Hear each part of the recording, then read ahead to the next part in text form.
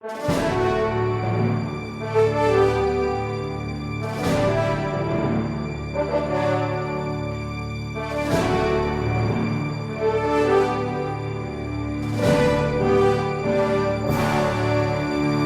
resposta católica de hoje, gostaríamos de responder à pergunta de um dos nossos alunos se os padres são ou não obrigados a usar um hábito eclesiástico. Essa pergunta foi feita já há algum tempo e eu a evitei, porque não queria agora causar uma série de conflitos, porque eu sei que a questão é candente. Então, eu vou deixar de lado as considerações pastorais e teológicas a respeito desta questão do hábito eclesiástico, né? Ou seja, da batina ou do clergyman. E eu vou esclarecer somente jurídica e historicamente a questão. Vamos deixar as considerações espirituais e pastorais para outro dia, né? Posso gravar até uma outra resposta católica. Mas eu gostaria de ser cirúrgico aqui e esclarecer as coisas. Primeiro, historicamente falando, a questão do hábito eclesiástico sempre foi deixada para uma jurisdição do bispo local. Portanto, era o bispo quem fazia a lei.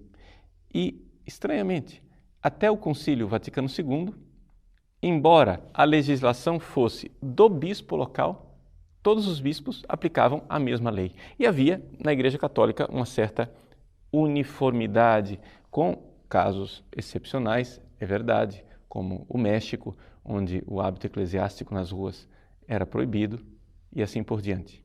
Mas, de uma forma geral, na Igreja Latina se tinha uma certa uniformidade. Bom, o fato é que, com o Vaticano II, criou-se a impressão, que não está contida em nenhum documento do concílio, que o hábito eclesiástico não era mais necessário. Então, a partir desta realidade, os padres começaram a não usar mais o hábito. Criou-se esta ideia, né, por assim dizer, de que não valia mais a lei universal. Alguns bispos começaram a conceder a possibilidade de se usar o clergyman, já que a batina era obrigatória, e assim as coisas foram caindo por terra.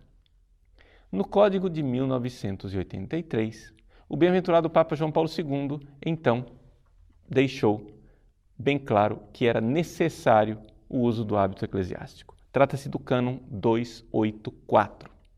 Veja, o cânon diz o seguinte: os clérigos, clérigo para o Código de 83, são as pessoas ordenadas, ou seja, o diácono, o padre e o bispo.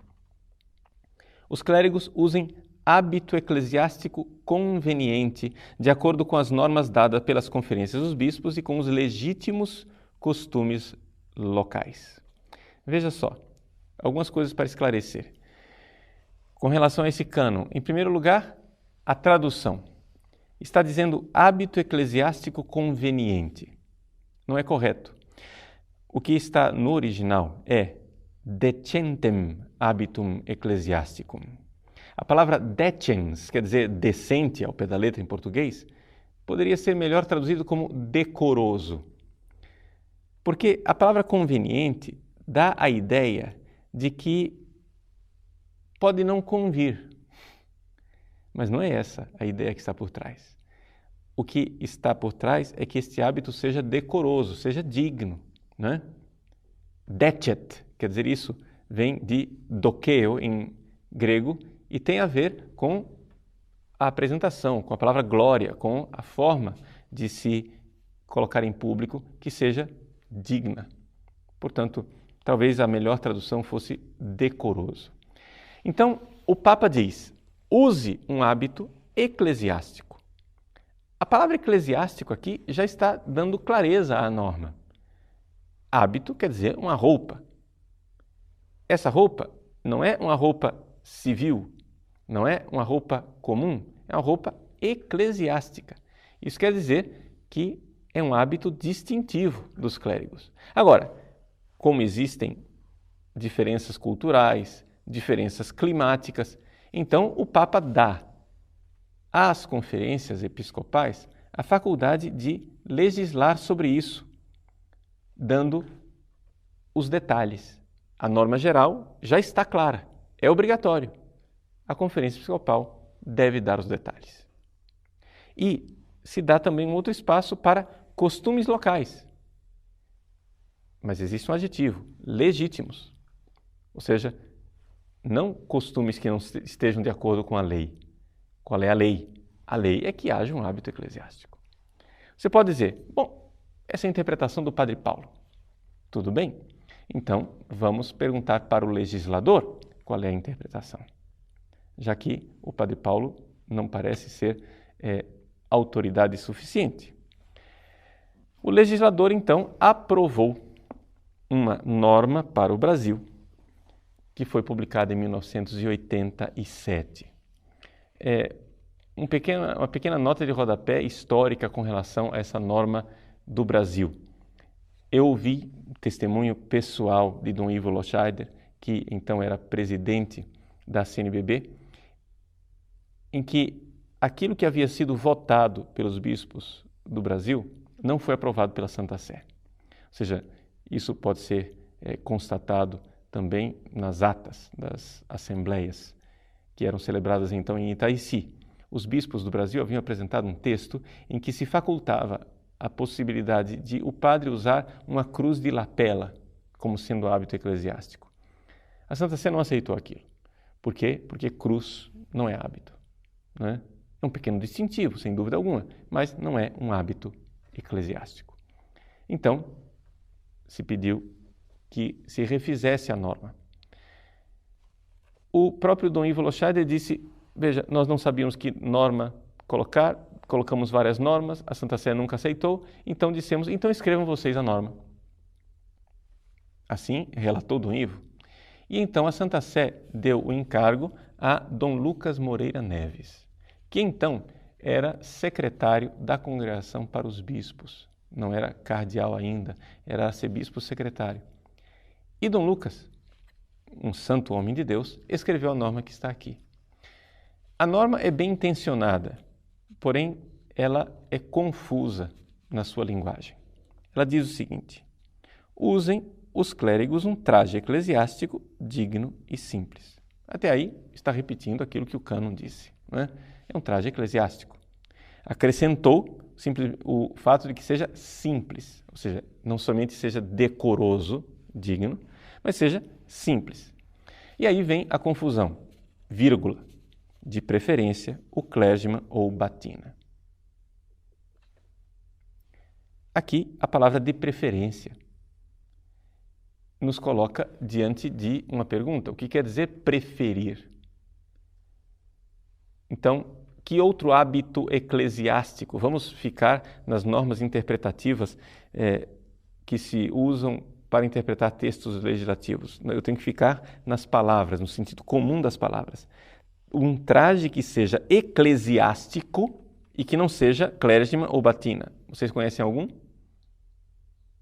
Bom, talvez o hábito religioso, não é? Ou seja, então eu devo preferir o clérigman ou a batina ao hábito religioso? Porque uma coisa é a batina do padre diocesano, outra coisa é o hábito religioso. Ou seja, o único traje eclesiástico que não é clérigman ou batina que eu conheço é o hábito religioso. Mas não é isso, não parece ser isso que a norma está dizendo. Ou seja, não me parece que Dom Lucas Moreira Neves, que era um dominicano, esteja dizendo para os dominicanos que eles deveriam preferir usar a batina do diocesano a usar o hábito dominicano. Não creio, né? Não me parece congruente. Então, ficamos nesta nebulosa. Foi então que a Congregação para o Clero, em 1994, resolveu o problema. No dia 31 de janeiro de 94, foi publicado o Diretório para o Ministério e a Vida dos Presbíteros. E nesse diretório tem um número 66 sobre a obrigação do hábito eclesiástico. Este número 66 coloca aqui todas as razões pelas quais o padre deve usar um hábito eclesiástico. E ele conclui dizendo o seguinte, vou só para a conclusão, já que aqui trata-se de normas, não é? Ele dá explicações pastorais, teológicas, espirituais de por que é que o padre deve usar.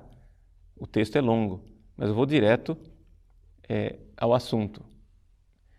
Pela sua incoerência com o espírito de tal disciplina, as praxes contrárias não se podem considerar legítimas e devem ser removidas pela autoridade eclesiástica competente. E aí, o diretório usa um pleonasmo horrível, mas ele diz assim, salvas exceções completamente excepcionais, né? O não uso do hábito eclesiástico por parte do clérigo pode manifestar a sua consciência débil de sua identidade de pastor inteiramente dedicado ao serviço da igreja. Então, você deixa de usar o hábito em exceções excepcionais, né? Ou seja, o negócio assim tem que ser algo... O normal é você usar o hábito. E se você não usa o hábito, você parece que tem uma débil consciência da sua identidade de padre. Quando essa norma chegou aqui no Brasil, eu, que tinha também recentemente chegado ao Brasil, depois dos meus estudos em Roma, participei de um congresso de canonistas. E nesse congresso de canonistas as pessoas ficaram preocupadíssimas, né? Com essa norma, mas e agora? O que é que nós vamos fazer, etc.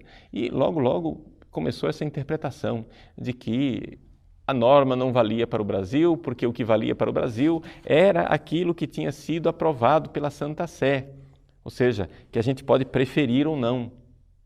Que isto que está aqui, dizer que o padre tem que usar um hábito eclesiástico, né? Que tem que ser decoroso. O que é que significa, segundo as normas da Conferência Episcopal e os legítimos costumes locais? Olha o que o diretório diz. Isso significa que tal hábito, quando não é o talar, ou seja, quando não é o hábito que vai até os calcanhares, como a batina, deve ser diverso da maneira de vestir dos leigos. Então ele está explicitando, está dizendo com toda clareza que tem que ser uma roupa diferente. Bom, então as coisas ficaram confusas. Se começou aqui no Brasil a interpretar e dizer que essa norma não vale, não é para nós, não vale, não é para nós. E então, nota histórica de rodapé, o bispo de Nova Friburgo, né? Então bispo de Nova Friburgo, escreveu para a Santa Sé perguntando, mas é verdade que não vale para nós? Né? O Dom Cifuentes fez essa pergunta e então veio a resposta da Santa Sé, não somente para essa pergunta específica dele, mas válida para o mundo inteiro. Uma nota explicativa do dia 22 de outubro de 94, ou seja, do mesmo ano em que foi publicado o diretório, que depois foi publicado no Comunicaciones em 1995. Né? Mas, em todos os casos, a nota explicativa a respeito do valor vinculante do artigo 66 do Diretório para Ministério e Vida dos Presbíteros. Ou seja, como é? É ou não é obrigatório o uso do hábito eclesiástico? Nós estamos nesse lenga-lenga aqui, não é? Como é? Vale ou não vale? A lei vale ou não vale? Então, o Pontifício Conselho para os Textos Legislativos, com autoridade e aprovação do Papa, vai esclarecer essa confusão. Então ele diz o seguinte, que esse diretório está permeado de um profundo espírito pastoral. Porém, muitas das suas normas não têm um caráter apenas exortativo, mas são juridicamente vinculantes. Entendeu? Então, é uma coisa que vincula juridicamente. Número 2. Isso quer dizer que este diretório é um decreto executório que obriga os que estão sujeitos às próprias leis. Então, ele está obrigando. E o número 66 é obrigatório também porque o próprio diretório colocou essa norma do hábito eclesiástico dentro de um capítulo geral com o título de A Obediência. Então, é evidente, você tem lá um capítulo, A Obediência, aí tem as várias coisas, de repente, o hábito eclesiástico. Bom, é evidente que o que ele está dizendo é que você tem que obedecer. Essa é a ideia. Bom, com relação à questão específica, a resposta da Pontifícia Comissão diz o seguinte, no número 5, letra A.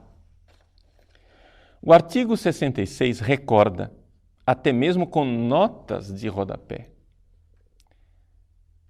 os recentes ensinamentos do magistério pontifício. De fato, são 5 notas de rodapé, com várias citações em cada uma delas, recordando que os papas, João Paulo II, Paulo VI, Congregação para os Bispos, Congregação para a Educação Católica, etc., todos eles insistiram durante vários anos que os padres têm que usar um hábito eclesiástico. Uma insistência para ouvidos moucos. Eu me lembro claramente que o Papa João Paulo II, quando esteve no Brasil em 1980 e fez as ordenações sacerdotais no Maracanã, na homilia dele, estava lá, claramente, uma exortação a que os padres usassem um hábito eclesiástico, aqui no Brasil. Então, não venham dizer que, não é para nós. O próprio Papa já estava dizendo. Pois bem, voltemos ao texto normativo, que diz assim. Então, com referências aos recentes ensinamentos do Magistério Pontifício a esse respeito, seu fundamento doutrinário e as razões pastorais do uso do hábito eclesiástico. Então, assim, está tudo aqui fundamentado, tem a razão doutrinal, tem a razão pastoral, tem tudo. Ou seja, a Congregação para o Clero está motivando os padres. Letra B. O artigo 66 determina de forma mais concreta o modo de execução de tal lei universal sobre o uso do hábito eclesiástico, ou seja, quando não é o talar, deve ser diverso da maneira de vestir dos leigos e conforme a dignidade e a sacralidade do ministério. Aí, o texto lá diz qual é a competência das conferências episcopais. Não é abolir o hábito. As conferências episcopais fazem o quê? O feitio e a cor devem ser estabelecidos pela Conferência dos Bispos, sempre em harmonia com as disposições do direito universal. Então, a Conferência Episcopal vai dizer qual é o feitio para aquele hábito. Por exemplo, a Conferência Episcopal Italiana disse que o clergyman deve ser ou preto, ou azul marinho, ou cinza chumbo, cinza escuro. Ponto. Essas são as cores. No Brasil, a nossa legislação ficou, sem essas especificações, mas isso quer dizer então que, por enquanto, não há cor vinculante, por enquanto. Mas deveria se fazer o feitio, essas coisas, a cor. Bom, letra C. O artigo 66 solicita com afirmação categórica a observância e a reta aplicação da disciplina sobre o hábito eclesiástico, dizendo assim: pela sua incoerência com o espírito de tal disciplina, as praxes contrárias não podem ser consideradas legítimas, quer dizer, está fora da lei. E devem ser removidas pela autoridade competente. Quem é a autoridade eclesiástica competente? No caso aqui, os bispos, é que deveriam exortar os seus padres a usar o hábito eclesiástico. É evidente que, à luz desses esclarecimentos aprovados pela suprema autoridade que promulgou o Código de Direito Canônico, devem ser interpretados em caso de dúvida. Olha aí o Brasil. Olha só, aqui está respondendo o nosso problema específico, a nossa dúvida atroz, o que quer dizer esse tal de preferir o clérigma e a batina, né? Em caso de dúvida, devem ser interpretados até mesmo os decretos gerais emanados pelas conferências episcopais como legislação complementar da lei universal sancionada no cânon 284. Então, veja só. O que está dizendo? Está dizendo que o diretório de 94 é a referência para você interpretar os decretos gerais das conferências. Então, isso que está dito aqui para o Brasil, que foi aprovado pela Santa Sé em 87, se está nebuloso, vamos para o decreto, né, geral executório, que é o Diretório para a Vida dos Presbíteros, publicado pela Santa Sé em 94, e lá está esclarecida a dúvida. Né? Vou ler outra vez. Que é evidente que é à luz destes esclarecimentos aprovados pela própria Suprema Autoridade, para quem não entendeu, Suprema Autoridade aqui é o Papa, tá? Aprovados pela Suprema Autoridade que promulgou o Código de Direito Canônico, ou seja, é o legislador, é a mente do legislador. O que é que João Paulo II queria quando ele colocou um cânon 284 dizendo usem um hábito eclesiástico decoroso? Não é? O que ele queria dizer está lá no Diretório para a Vida dos Presbíteros. E ele mesmo aprovou a publicação do Diretório para a Vida dos Presbíteros. Em conformidade com os requisitos do cânon 32, essas disposições do diretório obrigam todos, né, exceto os diáconos permanentes, que têm uma exceção no cânon 288. Né? Então, os bispos diocesanos são a autoridade competente para solicitar a obediência. E as conferências episcopais têm que ajudar os bispos para realizar esse seu dever. Então, é essa a lei da igreja. Você vai dizer, mas padre, fulano, beltrano, ciclano não estão de acordo. Veja, eu não estou aqui para ser uma unanimidade. Eu não pretendo ser uma unanimidade. Eu só pretendo esclarecer. Quem não cumpre essa norma está na desobediência? Acho que está respondido. Está na desobediência. Ah, mas é um bispo. Meu irmão, eu não tenho nada contra as pessoas, eu não sou juiz, eu não estou aqui para dizer absolutamente nada. O que nós não podemos é manter agora no Brasil um silêncio sepulcral por causa daqueles que não obedecem. Eu sou obrigado agora a calar e não dizer o que está na norma claríssima, insistente. A Santa Sé publica uma coisa em 83, não ficou claro. Outra em 87, não ficou claro. Aí depois uma outra em 94, outra no final de 94. Mas até quando vai esse negócio? O que é que o Papa... Qual é a parte da palavra hábito eclesiástico que as pessoas não entendem? Né? Qual é o problema? Mas eu não estou de acordo. Gente, a obediência serve quando a gente não está de acordo. Eu nunca ouvi falar de você exigir a obediência de uma pessoa, mas para ela obedecer ela tem que estar convencida. Não. Porque senão que obediência? Né? Eu não preciso exigir que a pessoa esteja convencida. Você obedece, não está de acordo, mas obedece. Porque se não fosse assim, a coisa não se chamaria obediência, seria convencimento. Então, o Papa estaria aí argumentando, convencendo as pessoas. Aí, quem sabe, se ele convencesse alguém, a gente seguiria. Mas não é isso. É obediência. Não vou fazer disso aqui agora um cavalo de batalha, não estou condenando ninguém ao inferno, nada disso. As pessoas que não seguem essas normas irão ter as suas justificativas e se apresentar na sua consciência, né, se essas justificativas têm fundamento ou não. O fato é que eu acho que eu tenho o direito de obedecer isso aqui. E tenho o direito de pedir aos meus irmãos padres, vamos obedecer. Deus abençoe. Obrigado.